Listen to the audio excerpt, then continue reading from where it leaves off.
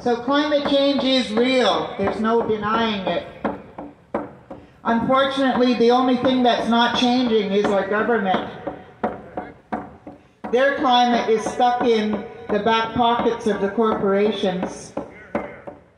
We are on Indigenous land, and I want to thank them for taking care of the land and for the privilege of being here on their land today. I am here to rebel against the tidal wave of extinction that threatens the very future of our children. We are here to bury the mindset that is driving this extinction spasm. Extinction is part of the normal process of evolution that has enabled life to adapt and flourish as conditions change. We are here because an asteroid smashed into Earth, sending a shower of debris that cooled the planet so that the dominant cold-blooded dinosaurs died out and enabled our warm-blooded ancestral mammals to emerge from their hiding places and flourish. Of all species that evolved over 4 billion years, 99.99% are now extinct. The planet is not in trouble. It did fine for 4 billion years without us, and will carry on after we're gone. Nature will survive, although in a much different form, and will re-flourish again as it has in the past. On average, invertebrate species lifespan is about 11 million years.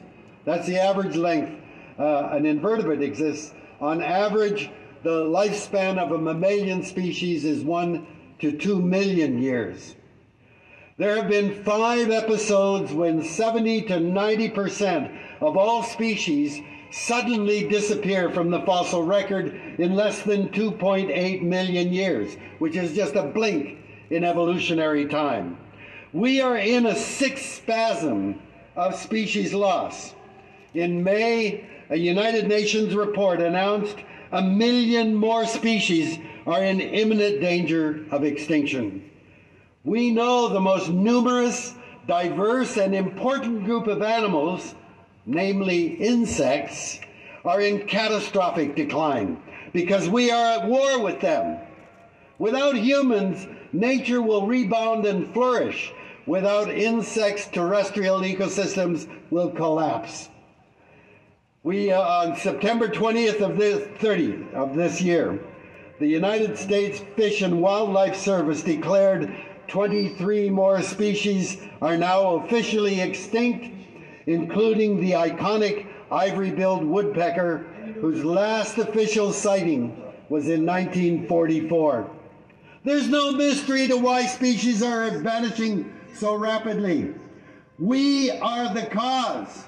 There are too many of us demanding too much from Mother Earth.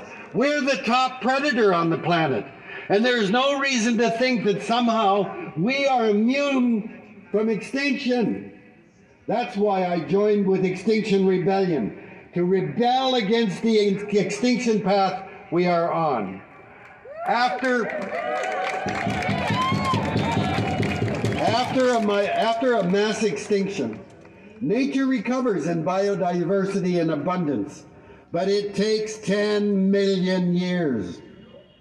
We've been around for only 200,000 years, and only a few hundred years as a major disruptive force. We think dinosaurs were losers because they suddenly disappeared, but they ruled the planet for 190 million years. We've been here, as I say, for 200,000. We say nature bats last because she has all the time in the world and she sets the rules.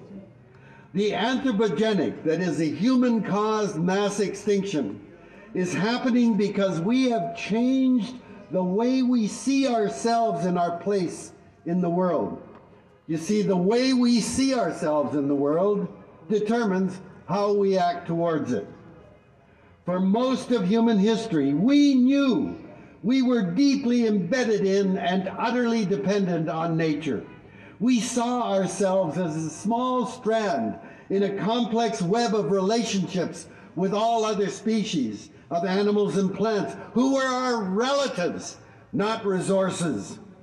Plants and animals provide every bit of our nutrition and create or capture, cleanse and replenish our sacred gifts from nature: clean air, pure water, rich soil, and energy from the sun. That's what Indigenous peoples celebrate through ceremony. Their songs, dances, and prayers signal our gratitude for the abundance and generosity of Mother Earth, and our obligation and responsibility to act in a way that ensures she will continue to provide so well. But over recent millennia, we have come to think we're different and special because our intelligence has enabled us to escape the constraints and limits of nature. From spears and stone axes, our tools have become too powerful. Telescopes, microscopes, enormous machines, chainsaws, scuba gear, computers, and space satellites. And that overwhelming sense of dominance with us at the top is driven by resourcism, a mindset that regards everything around as a potential opportunity for us. And this suffuses the systems we have created to guide, constrain, and govern ourselves. Legal systems define boundaries of nations, provinces, and municipalities. But what people like Jason Kenney and those folks over there don't get is that nature doesn't give a damn about human boundaries. There's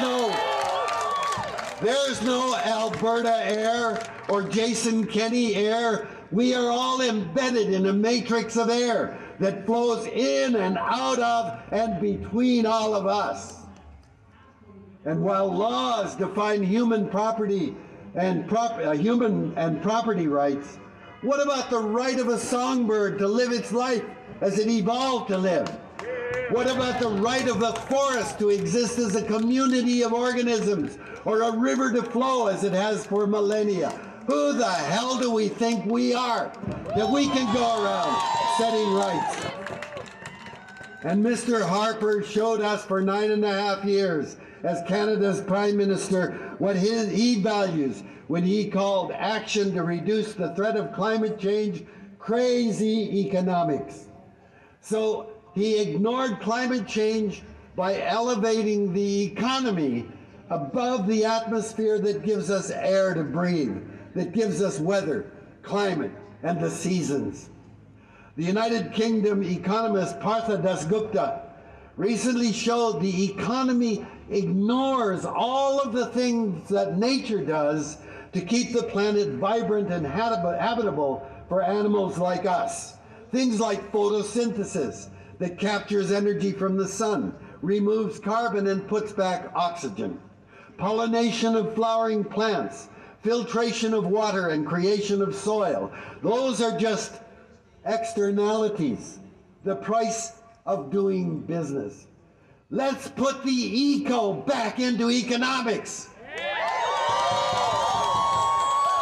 Mark Carney points out in his book Values, Amazon, the gigantic business, is worth hundreds of billions of dollars, while Amazon, the greatest ecosystem on the planet, is worthless until it is cut down and occupied by human beings. And I want to tell you, the destruction of the Amazon forest going on now is higher than it has been for 17 years. And this economic system we bow down before is created or rests on the creed of cancer, endless growth, and impossibility in a finite world. Already we are using up the rightful legacy of our children and future generations to keep this economy growing, growth that is the direct cause of eco-destruction. Growth has become the very definition of progress. So while most scientists believe the economy must shrink, Politicians in the business community continue to push for more and fail to address the important questions. What is an economy for? Are there no limits? Are we happier with all this stuff? How much is enough? What are the necessities of life? Why isn't it illegal for anyone in the world to be a billionaire? We learned from the IMF that globally, the fossil fuel industry, the most profitable sector in society, was subsidized in 2020 by $5.9 trillion. That's $11 million a minute. Yet the rich countries will not provide the $100 billion annually to help the victims of climate change. The Guardian last week showed the long history of lies put out by the PR industry to confuse the public so profits could keep coming to the fossil fuel industry. Yet the fossil fuel representatives are at the table of every single meeting to confront the threat of global ecological destruction, including 503 official delegates to COP26, while youth, Indigenous people, and Angos were reduced to begging to even get in. Humans are the only species with a sense of a future, so we can see possible alternatives and deliberately choose a path to avoid danger and exploit opportunity. Foresight has been a key to human survival. Today, scientists with supercomputers act in the best tradition of our species. Look ahead, see where the dangers and opportunities are, and then choose to act now to avoid the hazards of the future. In 1992, 1,700 of the top scientists from 71 countries, including more than half of all Nobel Prize winners, signed World Scientists' Warning to Humanity. Some of what it said was, and I quote, "Human beings in the natural world are on a collision course. If not checked, many of our current practices put at serious risk the future that we wish for human society, and may so alter the living world that it will be unable to sustain life in the manner that we know. No more than one or a few decades remain before the chance to avert the threats we now confront will be lost." 1992. 25 years later, in 2017, 17,000 scientists signed World Scientists' Warning to Humanity 2, in which it states that except for the thinning of the ozone layer, every single issue warned of in 1992 is worse. And we tout our political system of democracy as the best one there is, where politicians are held accountable by civil society. But those most affected by the decisions and priorities of politicians are children, our future generations, for that matter, oceans, forests, the atmosphere. They don't vote, so they're not on the political agenda. The ministers of forestry, or fisheries and oceans, or the environment aren't responsible to trees, fish, the ocean, or the environment. They don't vote. So they're not caring for those things. They're caring for them for humans that want to use them. And while politicians now hold the power to make big decisions affecting the very future of our species, their actions are always constrained by the prospect of the next election. Net zero by 2050, ha! What a joke! Canada has never met a single target it has promised to meet. And every politician in office today trumpeting net zero by 2050 will not be in office by 2050. So who is accountable for that? No one. Exactly. We have become too smart for our own survival. We are so puffed up with our intelligence and knowledge and importance that we elevate the systems we have created, the law, the economy, politics, above the laws of nature. Yet those human-made constructs are the only thing we can change. That's what's put us in this, that's what's brought us then, and I hope what we put into what was supposed to be a coffin. I thought we were going to put the mindset, these systems we've created, into a coffin so we can bury them.